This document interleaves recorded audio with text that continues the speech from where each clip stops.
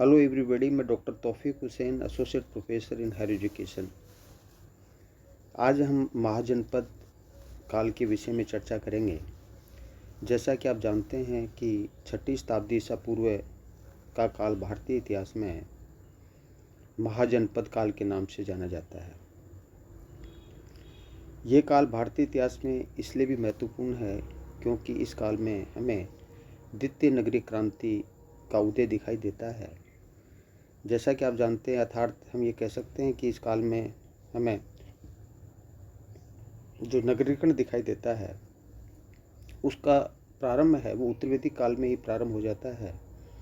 जैसा कि आप जानते हैं कि ऋग्वैदिक काल में राजनीतिक जीवन की जो इकाई है वो परिवार थी, और कई परिवार मिलकर के है वो कुल का निर्माण करते थे। कई कुल है वो मिलकर गांव का निर्माण करते थे, और कई गांव मिलकर के है वो विश्व का निर्माण करते थे। विश्व के प्रमुख को है, जैसा कि आप जानते हैं कि विश्वपति कहा जाता था, और कई विश्व मिलकर के है वो जन का निर्माण करते थे, और जन के प्रमुख को है जो जनस्य गोपा है वो कहा जाता था, अर्थात राजा कहा जाता था। और क्योंकि ऋग्वैदिक काल में राजनीतिक जीवन की इकाई, जैसा आप जानते हैं कि जन थी, अर्थात जो ऋग्वैदिक जो आर्य थे वो एक स्थान पर न रह करके एक स्थान से दूसरे स्थान पर है वो माइग्रेट करते रहते थे, और इसलिए उनको जन कहा जाता था। लेकिन उत्तर वैदिक काल में जैसा कि आप जानते हैं कि आर्य सभ्यता का विस्तार है वो सब संत प्रदेश से गंगा यमुना के दोआब तक है, वो बढ़ता हुआ हमें दिखाई देता है। और उसकी पुष्टि हमें शतपथ ब्राह्मण से भी मिलती है। शतपथ ब्राह्मण में जैसा आप जानते हैं कि विदय माधव की जो कहानी है उससे पता चलता है कि किस प्रकार विदय माधव अपने पुरोहित गौतम राहुगुण को साथ लेकर के सदानीरा नदी तक है वो पहुंचता है। तो इस प्रकार हम कह सकते हैं कि उत्तर वैदिक काल में आर्य सभ्यता का विस्तार है गंगा यमुना के दोआब तक है, अर्थात गंडक नदी है या सदानीरा नदी है तक हो जाता है। क्योंकि उत्तर वैदिक काल में हम देखते हैं कि हमें जो विभिन्न प्रकार के जो मर्द भांड मिलते हैं, तांबे के उपकरण मिलते हैं, और उत्तर वैदिक काल में जैसे आप जानते हैं कि लोहे की जानकारी भी मिल जाती है, और लोहे के जानकारी के कारण से है वो जो कृषि उपकरण में कृषि में काम आने वाले उपकरणों का निर्माण, युद्ध में काम आने वाले जो अस्त्र शस्त्रों का निर्माण है वो आसान हो जाता है। और इस प्रकार हम देखते हैं कि उत्तर वैदिक काल के अंदर जो आर्यों का जो प्रमुख व्यवसाय कृषि होने के कारण से है, जो जन है वो एक स्थायी रूप से निवास करना प्रारंभ कर देते हैं, और जन है वो जनपद में बदल जाता है। अर्थात उनकी पहचान है वो एक कबीला न होकर के है, खानदान न होकर के है, वो एक जिस स्थान पे वो बसते हैं उसी स्थान के आधार पर है उनकी पहचान हो जाती है। अर्थात उत्तर वैदिक काल में हमें जनपद है वो दिखाई देते हैं। लेकिन 6वीं शताब्दी ईसा पूर्व के काल तक आते आते ये जनपद है वो अपेक्षाकृत जो बड़े राज्य के अंदर परिवर्तित हो जाते हैं, अर्थात कई जनपद मिलकर के है वो महाजनपद का निर्माण करते हैं। और इस प्रकार 6वीं शताब्दी ईसा पूर्व में हमें 16 महाजनपदों का निर्माण दिखाई देता है, 16 महाजनपदों का उदय दिखाई देता है। ये जो 16 महाजनपद हैं, उन 16 महाजनपद ये 3 देशों में विस्तृत थे। अफ़गानिस्तान में जैसा कि आप जानते हैं कि जो कंबोज नामक जो जनपद था वो अफ़गानिस्तान में था। गंधार नामक जनपद है, महाजनपद है, वो पाकिस्तान में था। और बाकी के जो 14 जनपद हैं, महाजनपद हैं, वो भारत में थे। अर्थात 3 देशों में इनका विस्तार हमें दिखाई देता है। जहाँ तक इन जनपदों के विस्तार का प्रश्न है तो हम कह सकते हैं कि जो इन महाजनपदों की जो उत्तरी सीमा है वो अंग थी, अर्थात अंग महाजनपद था। पश्चिमी सीमा है वो जैसा कि आप जानते हैं कि अवंती थी, और उत्तरी सीमा कंबोज थी, और दक्षिणी सीमा है वो अस्मक थी। अर्थात अस्मक जो जनपद है उसके विषय में हम कह सकते हैं कि ये दक्षिण का एकमात्र महाजनपद था। तो जैसा कि आप जानते हैं कि इन जो 16 महाजनपद है, इन महाजनपदों का जो उल्लेख है वो हमें एक प्रकार से आप जानते हैं कि जो बौद्ध ग्रंथ अंगुत्तर निकाय और जैन ग्रंथ जो भगवती सूत्र है उसमें विशेष रूप से है वो 16 महाजनपदों का उल्लेख हमें दिखाई देता है। हालांकि जैन ग्रंथ, बौद्ध ग्रंथ अंगुत्तर निकाय और जैन ग्रंथ भगवती सूत्र के अंदर है जो 16 महाजनपद है उनके नाम अलग अलग मिलते हैं, लेकिन अंग है, मगध है, काशी, कौशल, वज्जी, मल और जो मालव है या अवंती है, ये कुछ जनपद ऐसे थे जिनका उल्लेख दोनों सूचियों में, अंगुत्तर निकाय भगवती सूत्र दोनों के अंदर मिलते हैं। इन महाजनपदों में ज़्यादातर महाजनपदों में राजतंत्रात्मक प्रणाली थी, लेकिन वज्जी, मल और सूरसेन जो महाजनपद हैं उनमें गणतंत्रात्मक शासन प्रणाली है वो हमें देखने को मिलती है। जैसे कि आप जानते हैं कि ये जो महाजनपद थे, ये महाजनपदों में एक तरह से हम जानते हैं कि जो आपस में जो साम्राज्य विस्तार के लिए है, इनमें आपस में है वो प्रतिस्पर्धा दिखाई देती है। और इस समय 6ठी शताब्दी ईसा पूर्व के अंदर है इन विभिन्न महाजनपदों में जो साम्राज्यवादी महत्वाकांक्षा की पूर्ति के लिए जो पारस्परिक संघर्ष और एक दूसरे में विलय के फलस्वरूप है अपेक्षाकृत जो विशिष्ट राज्यों का निर्माण की जो प्रक्रिया है वो हमें एक प्रकार से है वो 6ठी शताब्दी ईसा पूर्व में दिखाई देती है। और ये महाजनपद हैं वो राज्य के अंदर परिवर्तित हो जाते हैं और नंदों के शासनकाल के अंदर है ये महाजनपद है वो साम्राज्य के रूप के अंदर वो परिवर्तित दिखाई देते हैं। अर्थात जब जब जब जब राज्य का निर्माण है वो चारों दिशाओं के अंदर होने लगता है तो वो एक साम्राज्य का निर्माण है, वो जो साम्राज्य है उसको कहा जा सकता है। और ये साम्राज्य निर्माण की जो प्रक्रिया है वो नंदों ने शुरू की और जैसा कि आप जानते हैं कि चंद्रगुप्त मौर्य के समय ये साम्राज्य अखिल भारतीय साम्राज्य का निर्माण करने के अंदर है वो चंद्रगुप्त मौर्य है वो सफल है वो होता है। तो जहाँ तक ये जो 16 महाजनपद है, इन 16 महाजनपदों का उल्लेख जैसे मैंने आपको बताया कि बौद्ध ग्रंथ अंगुत्तर निकाय और जैन ग्रंथ भगवती सूत्र के अतिरिक्त है। महावस्तु के अंदर 16 महाजनपद, बौद्ध ग्रंथ महावस्तु में 16 महाजनपदों का उल्लेख मिलता है। पाणिनि की अष्टाध्याय है उसमें 22 महाजनपदों का उल्लेख मिलता है और महाभारत के अंदर भी है वो लगभग 250 महाजनपदों का उल्लेख मिलता है। संगम साहित्य का जो शिल्पदिकारम है इलंगोआदिकल के द्वारा रचित जो ग्रंथ है उसमें भी हमें जो मगध, वत्स और अवंती नामक 3 महाजनपदों का उल्लेख हमें मिलता है। इस प्रकार इन महाजनपदों 6ठी शताब्दी ईसा पूर्व में इन महाजनपदों का उल्लेख मिलता है। जहाँ तक इन महाजनपदों की जो भौगोलिक सीमा का प्रश्न है तो उसमें हम कह सकते हैं कि ये इन महाजनपदों की जो जैसे पूर्वी सीमा की हमने बात की वो अंग जनपद था पूर्वी सीमा में और जो अंग है उसके अंतर्गत आधुनिक जो बिहार है उसका भागलपुर और मुंगेर का जिला वो आता था। और 6ठी शताब्दी ईसा पूर्व में यहाँ का शासक बृहदत्त था जिसको जैसे कि आप जानते हैं कि मगध साम्राज्य के विस्तार के अंतर्गत है जो हरिक वंश का शासक बिंबिसार था वो जो अंग के शासक बृहदत्त को पराजित कर करके उसको मगध में मिला लेता है। और जैसा कि आप जानते हैं कि इसकी राजधानी चंपा थी और बृहदत्त ने चंपा जो महात्मा बुद्ध के काल में 6ठी शताब्दी ईसा पूर्व में जो चंपा है वो भारत के प्रमुख 6 नगरों के अंदर है इस चंपा की गिनती की जाती थी। और जैसा कि आप जानते हैं कि जो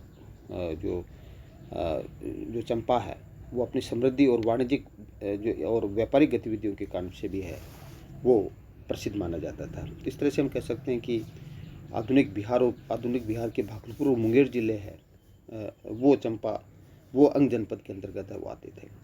जहाँ तक मगध का प्रश्न है, इस 16 महाजनपदों में साम्राज्य विस्तार की दौड़ के अंदर है वो मगध जो साम्राज्य है या मगध महाजनपद है वो आगे निकल जाता है। और इसके अंतर्गत जैसा कि आप जानते हैं कि आधुनिक बिहार के जो पटना और गया ज़िले हैं वो इसके अंतर्गत आते थे। और इसकी प्रारंभिक राजधानी तो जो ग्रीवज थी, जैसा कि आप जानते हैं कि ग्रीवज है वो 5 पहाड़ियों से है वो घिरी हुई थी। और 6ठी शताब्दी ईसा पूर्व में इसकी राजधानी है वो राजगृह थी। और आरंभ में यहाँ का शासक बृहदत्त था। और जैसे कि आप जानते हैं कि इसमें बिंबिसार है, अजातशत्रु है आदि महत्वपूर्ण शासक रहे। और उदयभद्र के समय है मगध की राजधानी है वो पाटलिपुत्र है वो हो जाता है। जहाँ तक काशी का प्रश्न है, आप जानते हैं कि ये उत्तर प्रदेश, पूर्वी उत्तर प्रदेश का जो वाराणसी के आसपास का जो क्षेत्र है वो काशी के अंतर्गत आता था। और काशी है वो सूती वस्त्र और घोड़ों के बाज़ार के लिए है वो प्रसिद्ध था। और आप जानते हैं कि काशी का संबंध है वो जैन तीर्थंकर पार्श्वनाथ से भी था, क्योंकि पार्श्वनाथ काशी के शासक अश्वसेन के पुत्र थे। और महात्मा बुद्ध ने अपना जो जो पहला उपदेश है वो वाराणसी के पास है, वो सारनाथ के अंतर्गत ही है, वो दिया था। तो इस तरह से काशी है वो भी एक प्रकार से है, वो एक महत्वपूर्ण जनपद माना जाता है। और जैसा कि मैंने बताया कि बृहदत्त यहाँ का है, वो महत्वपूर्ण है, वो शासक था।